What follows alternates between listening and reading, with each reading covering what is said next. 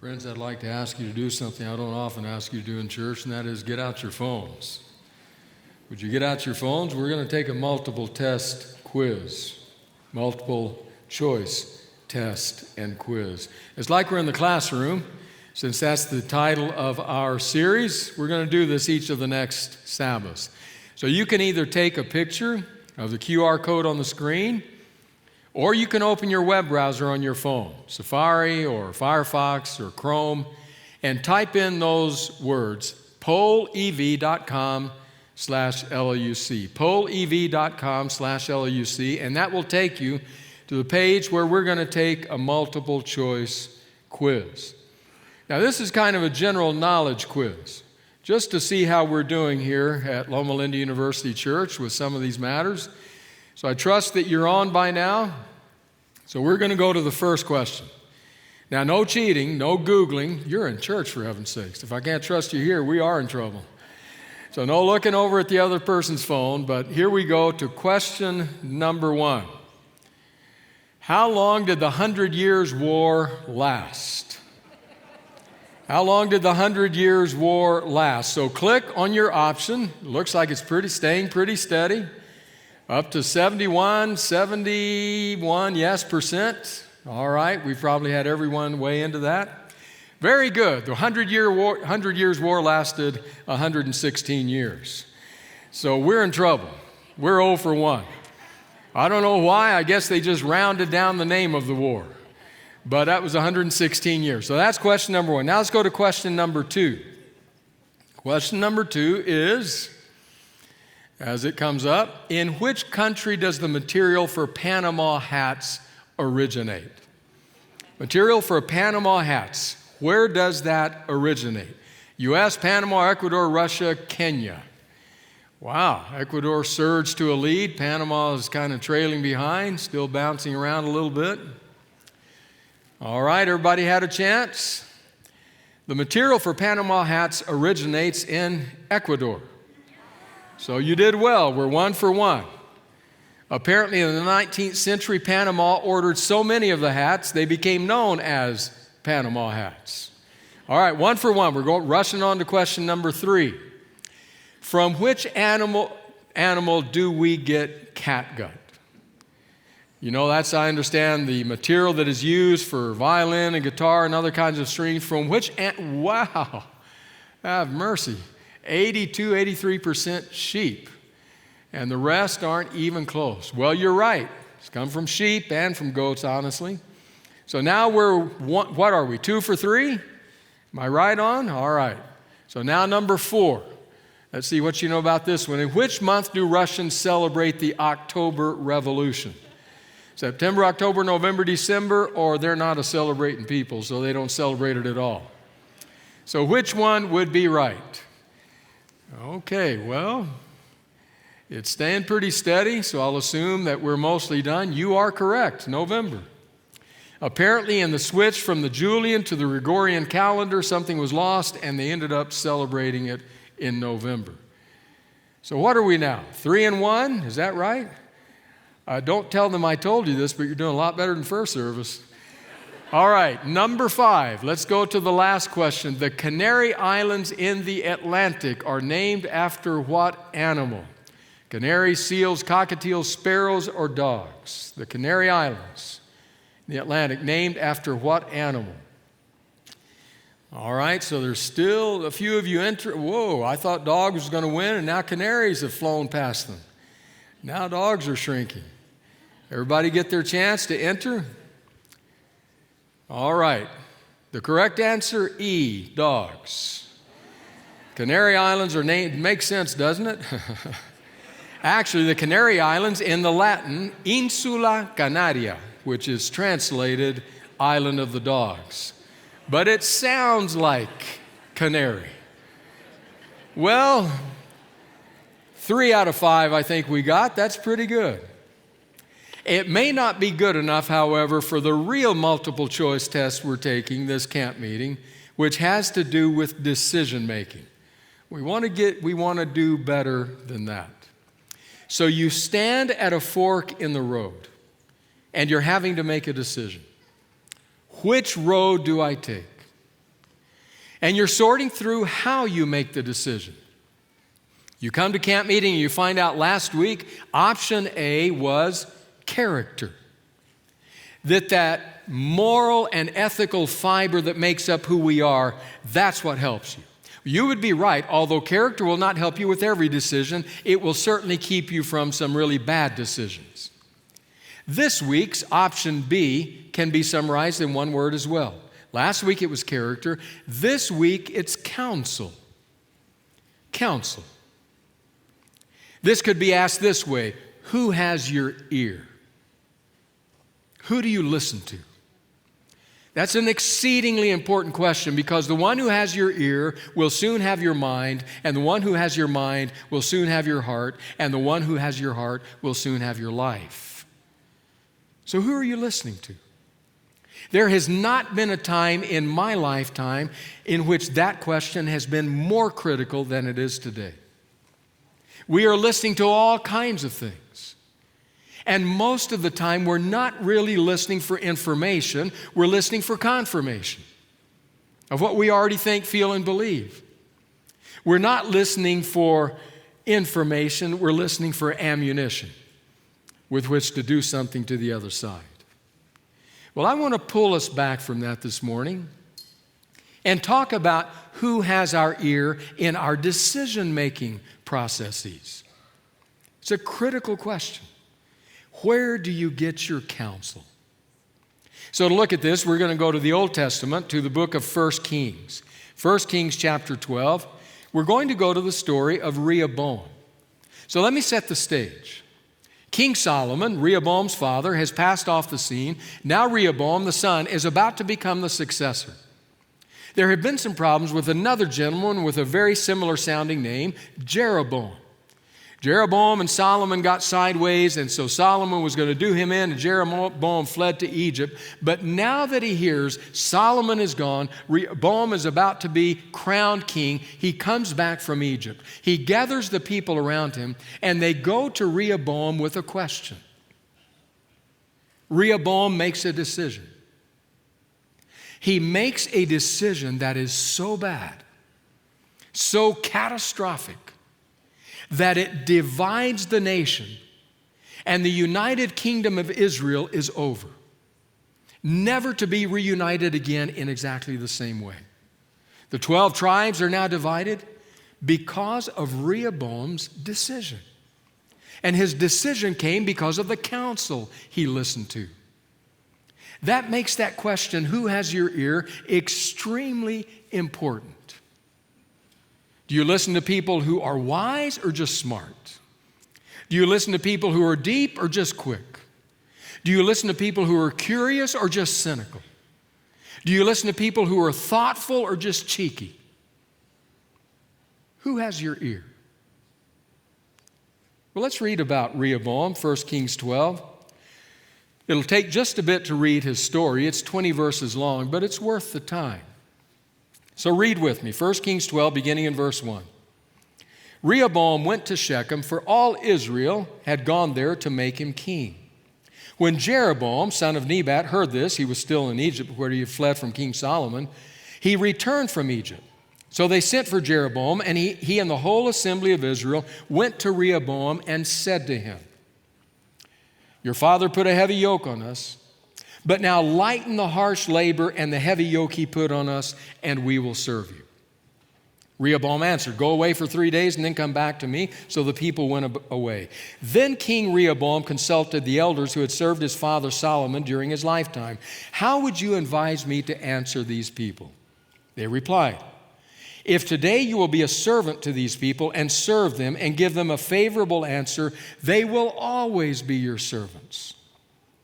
But Rehoboam rejected the advice of the elders gave him and consulted the young men who had grown up with him and were serving him. He asked them, "What is your advice? How should we answer these people who say to me, 'Lighten the yoke your father put on us'?"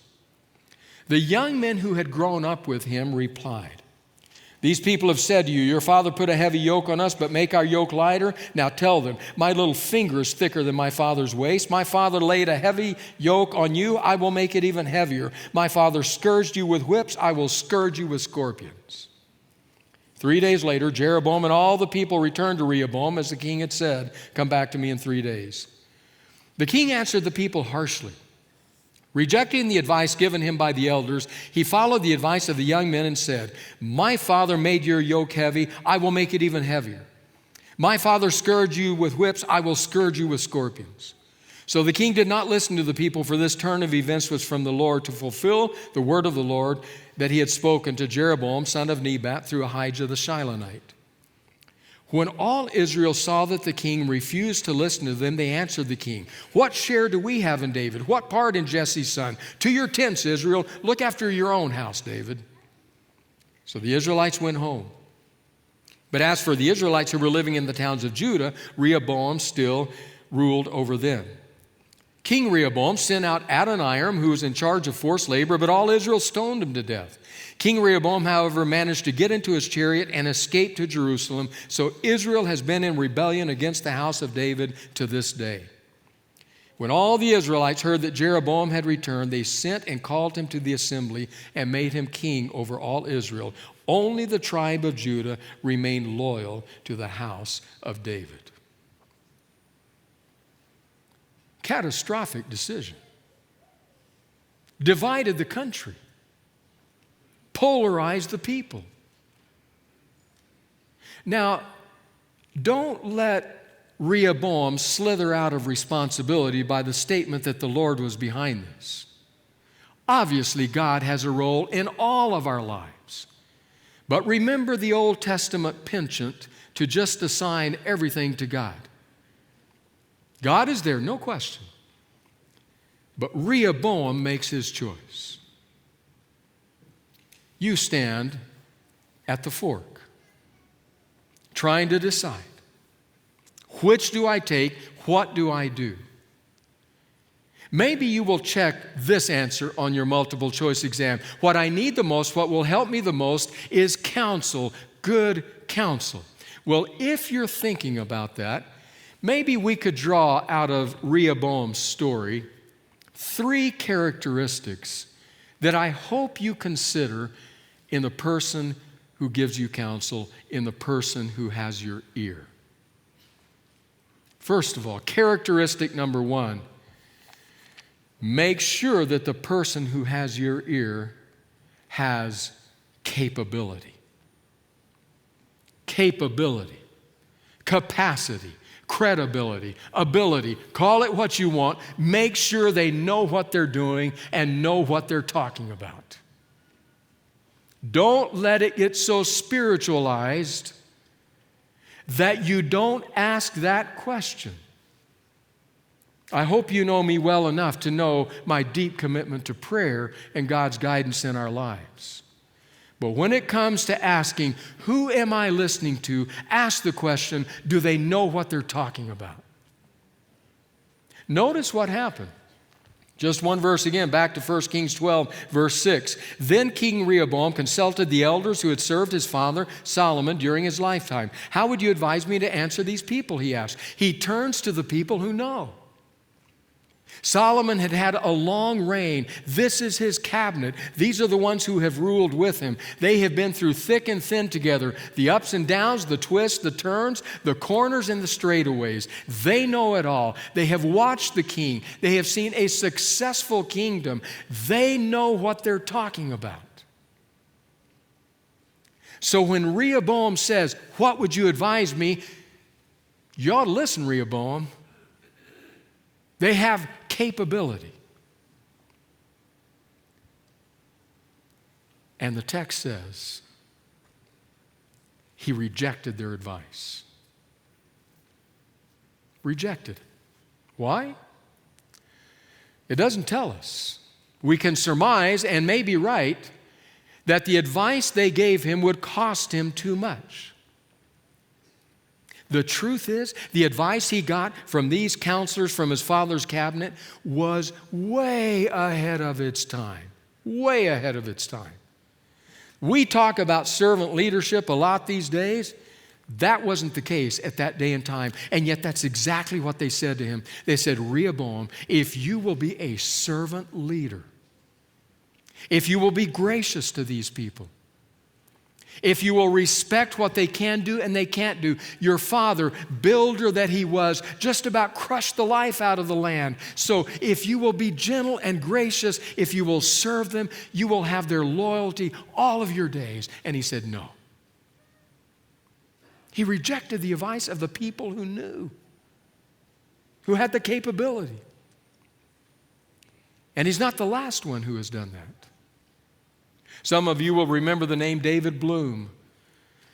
David Bloom was the weekend co-host of the Today Show. Back in 2003, he became embedded with the military in Operation Iraqi Freedom in Iraq to be a journalist from the war front. He rode in the Army vehicles, very cramped space, very tucked in, taking every precaution necessary to make sure he survived the war.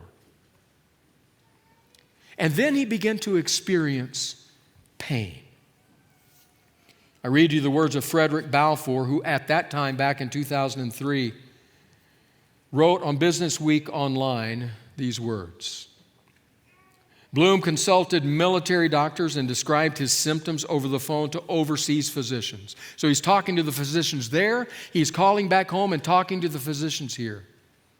They suspected DVT, deep vein thrombosis, and advised him to seek proper medical attention.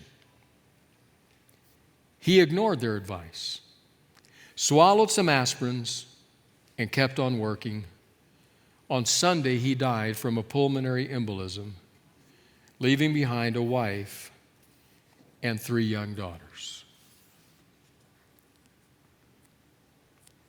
The doctors, they're the people who know. No, I can deal with it this way. Reject their advice.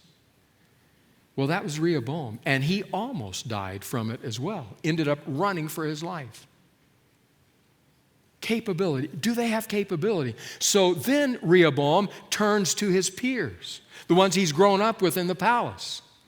We'll read a commentary quote in a few moments that will tell us that in the Hebrew, the way the writer describes them is in a very derisive tone. These peers of Rehoboam, he calls them the boys. The boy. He talked to the boys. Now, lest you think he has something against teenagers, understand this. You go to 1 Kings 14, it tells us that when Rehoboam was crowned king, he was 41 years old. They had grown up with him. These were not boys. They were, in their day, middle-aged men. But they apparently had this little club, the boys. So that's who he turns to now. Understand, they can't give him good advice. Number one, they don't know as much about governing as the cabinet did. And number two, they have too much skin in this game. So their way of life, their power, their influence, their living in the lap of luxury, all of that could be threatened if Rehoboam followed the advice of the cabinet. So they pushed back against it, and that's who Rehoboam chose. For the nation, catastrophic. So when it comes to you standing at the fork in the road saying, I need some counsel, I need some wisdom, number one, make sure who you talk to knows what they're talking about. The only thing I can imagine that's worse than taking advice from somebody who doesn't know what they're talking about is taking advice from somebody who doesn't know they don't know what they're talking about. Because then it comes with even deeper conviction. Capability.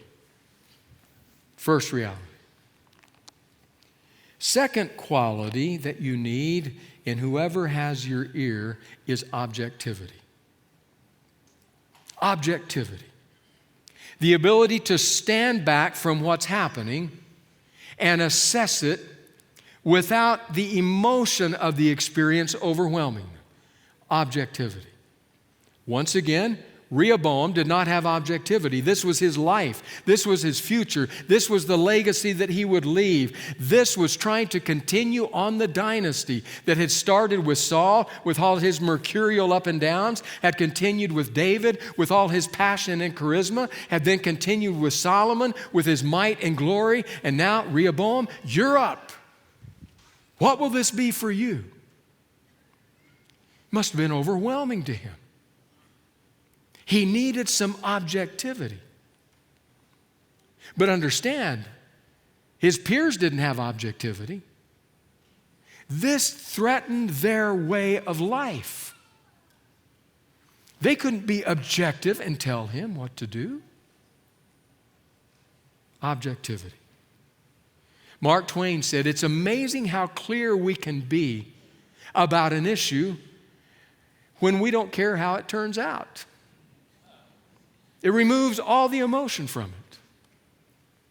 I remember years ago, I was making a decision, fork in the road, a lot of uncertainty, trying to sort it through. I talked to a friend of mine at the time, said, what do you think about this? He asked me one question that I've never forgotten and I've asked myself many times since. As I stood here pondering this, he said to me, Randy, what would you do if you had no fear? What would you do if you had no fear? And in that particular moment, I knew exactly what I would do. I said, I would do this. Then he said to me, then you're not confused. This isn't an issue of confusion. This is an issue of courage. You know what you want to do. Now the question is, do you have the courage to do it?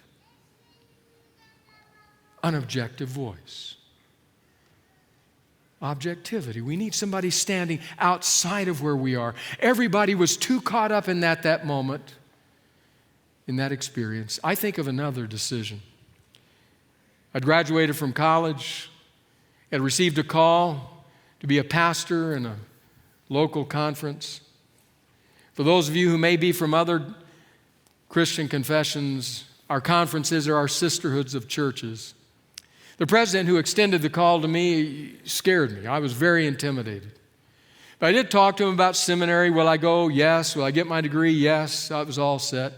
So a year later off, I went to seminary. I'd been there a year, half the time, halfway through my degree, when I got a phone call one day in the graduate dorm where I was staying. It was this president. And he said to me, Randy, we need you to come back. We have a church here, church situation where you would work well. We need you to come back. And I said, but I'm halfway through. I know, but we still need you to come back. I said, but I want to finish my degree. So, well, there are seminaries around Texas. You can finish it, find one here somewhere, and you can finish it later, but we need you to come back. And I said, well, can I pray about it? That was like a man going under. How's he going to say no to that? Can I at least pray about it? So, okay, well, we'll give you a couple of days, but I need an answer. He said, oh, by the way, Mike, two of us were sponsored together from that place. Mike, he said, we asked him to come back too, and he didn't want to, so we've dropped him. So we'll talk to you in a couple of days. And I thought, okay, I got to pray, I got to worry, and I got to talk to some people. And so I went to the seminary building and I started talking to the 2 or 3 seminary professors whom I deeply respected, I'd taken classes from. One of them was destined to be the father-in-law of a dear friend of mine, Carl Hafner. His name was Dr. Clarence Gruesbeck. I talked to 2 gentlemen who had been senior pastor at the church where I had been in college, Ron Halverson Sr. and Floyd Brzee. All of whom were outside of it, none of whom were employed there, none of whom were living my life, could have some objectivity. I did talk to one other that didn't have quite as much objectivity. I called him Dad. Every single one of them told me exactly the same thing. Do not go back. Absolutely not. If you don't finish your degree now, you'll never finish it. It'll change the trajectory of your life. And Dr. Gruesbeck, bless his righteous heart, he said, if they drop you, I will stay with you until we get you a job. So a couple days later, kind of trembling, I said, I'm not coming back. It's one of the hardest things I said as a young person. And somehow, by some strange reasoning, maybe the Spirit, they kept me on. You don't know how many times I've thought of that over the years. That fork in the road. how different my life would have been. It was those people with whom I talked who gave me clarity and courage. You stand at the fork in the road. Stand there with Rehoboam. You realize I've got to make a decision here. What do I do? My question for you is, who has your ear? Who are you listening to? Do they have capability? Do they know what they're talking about? Do they have objectivity? Can they stand back and see the bigger picture? And thirdly, back to 1 Kings 12, thirdly, do they have humility? Humility. Now, you listened to this when we read it just a few moments ago. And you may be sitting there saying to yourself, wait a minute, where did you see humility in that passage? I sure didn't see it. You would be right. There is not only no humility here, there is arrogance, haughtiness, and vulgarity in the extreme. Most of it coming from Rehoboam's peers. And yet, looking at that and looking at the disastrous consequences of his decision causes me to say, then what they did, we need to do the reverse of that, which would be humility. After all, there was one who said, come to me, all you who labor and are heavy laden, I will give you rest. Take my yoke upon you, learn from me, for I am meek and humble in heart. And that one changed the world. So humility has power. There is so much arrogance in this, and it's easy to miss it unless we just slow down for a minute, because they say something that is based in fear, and they say something that's very vulgar. To Rehoboam. So, we go back. I want you to notice something of interest here. Verses 10 and 11, the young men who had grown up with him replied, these people have said to you, your father put a heavy yoke on us, but make our yoke lighter. Now tell them, my little finger is thicker than my father's waist. My father laid on you a heavy yoke. I will make it even heavier. My father scourged you with whips. I will scourge you with scorpions. Two things, scorpions. These are not the little creepy crawly things that sting you. These almost certainly are whips that have been doctored. Not the regular whips by which masters in that day and time beat servants. These were whips that had embedded in them glass and stone and other sharp objects, so that when this master beat his servant, it would lacerate the skin. It would pull out hunks of flesh. It would leave them destroyed, sometimes not even surviving. And that's what he's saying. His peers are saying to him, tell them, you have no idea what it is to be punished. My father did nothing. This is what I'm going to do. Just scare them, his peers are telling him. Have them shaking in their sandals. And then they say one other thing. I debated whether to share this, but you need to know their mindset. It's that line, my little finger is thicker than my father's waist. I want to read to you from two scholars who give us a light into what they're actually saying. The first is Chun Leong Xiao, Old Testament scholar at Vanderbilt, who writes this. Rehoboam's companions, derogatorily called the boys, even though they must have been about 40 years old, advocated an uncompromising approach, even urging Rehoboam to use what is probably a vulgar idiom, my little thing, and that's how it's written in the commentary, is thicker than my father's loins. Most translators supply the word finger to clarify, but that only obscures the idiom. And then a British scholar, Ian Provan, writes, if the little one is a finger, this is the only place in the Old Testament where it is so. Given the location of the loins in the lower part of the body and the fact that power and sexual potency were very much associated in the ancient Near East, it may well be that the little one is in fact a male sexual organ.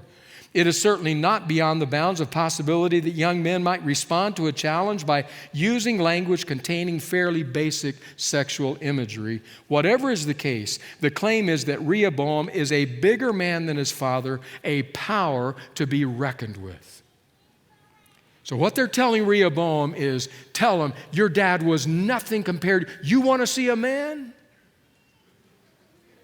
That's what he's saying. That's the counsel that has his ear, based in fear and arrogance. And it led to a devastating decision. But that's who had his ear.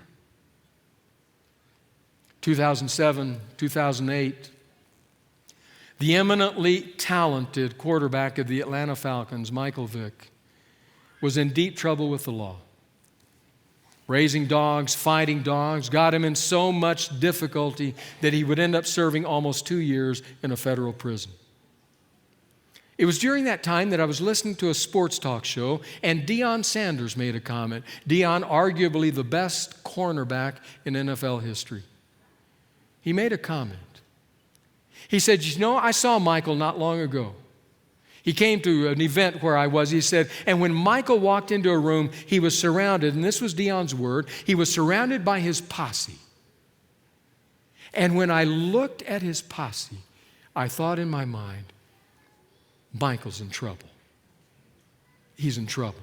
Didn't know anything yet about the dogs, but just based on what he saw, Deion said, I knew Michael was in trouble. Because he knew if you lie down with dogs, you get up with fleas. It affects you. Just like Rehoboam. Haughty, crass, vulgar counsel, which he follows. He needed a different voice in his ear. A humbling voice. Servant leadership-oriented voice. What if, for example, imagine using Julius Caesar as an example of that. But the German historian Christian Meyer writes about Julius Caesar. Writes about Julius Caesar returning to Rome from a mighty victory on the battlefields. He said, as the retinue came back to Rome, it was a parade. They were leading the soldiers, and then the prisoners of war, and then the servants. There were banners, there was music, and then came Julius Caesar in his specially crafted chariot, drawn by 3 white stallions, with servants surrounding him, shading him, fanning him. But, says Meyer, there was one servant who had but one job. And that was to stand just behind Caesar and to keep repeating one line over and over again. Here's the line. Remember, you are human.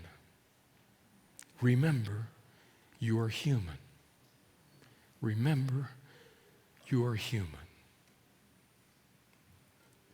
It's a good thing to have that voice in your ear that humbles you, that humbles me. So you stand at the crossroads, the fork in the road. You got to make a decision. Which way? Maybe you chose last week and checked option A already, character, moral and ethical fiber. I hope not yet. Because this week we have option B, counsel. Who has your ear? But there are yet 3 to come. I hope you will ponder that question, who has my ear, and make certain that whoever it is has capability, has objectivity, has humility. But I further hope that as you ponder, you'll remember a name. It actually comes from the prophet Isaiah, whose quill pen scratched into parchment a name that centuries later would be applied to Jesus of Nazareth. I hope as you make your decisions about your multiple choice that you'll remember that name. About who has your ear, that you'll remember that name. because that prophetic name was this: Wonderful Counselor. Wonderful Counselor. Because it's just like the old hymn writer said. That wonderful Counselor is only a prayer away.